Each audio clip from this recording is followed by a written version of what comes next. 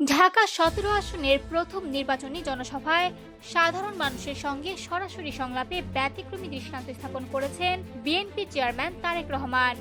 শুক্রবার সন্ধ্যায় রাজধানীর ভাসানটেকে আয়োজিত এই জনসভায় বক্তব্য শুরুর আগেই তিনি মঞ্চ থেকে নেমে বিভিন্ন পেশার মানুষের সঙ্গে কথা বলেন এবং এলাকার বাস্তব সমস্যাগুলো সরাসরি শোনেন।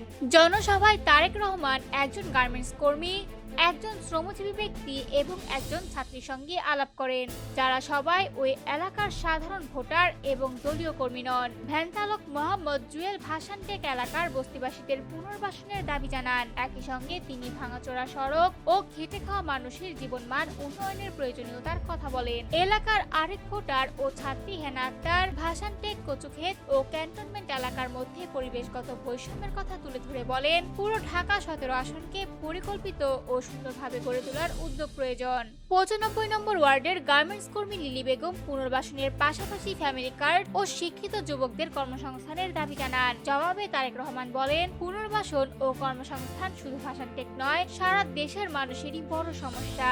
জনসভায় একটি ব্যতিক্রমী মুহূর্ত তৈরি হয় যখন এক ভোটার মঞ্চ থেকে স্বীকার করেন যে তিনি তারেক রহমানের গাছের পেয়ারা চুরি করে খেয়েছেন। উত্তরে তারেক রহমান হাসি মুখে ওই ভোটারকে নিজের জায়গায় পেয়ারা গাছ লাগানোর পরামর্শ দেন এবং ভবিষ্যতে ২টি পেয়ারা উপহার দেওয়ার অনুরোধ করেন। এই ঘটনাটি জনসভায় মানবিক ও স্বতঃস্ফূর্ত পরিবেশ তৈরি করে এবং উপস্থিত জনতার মধ্যে ব্যাপক আলোচনার জন্ম দেয়।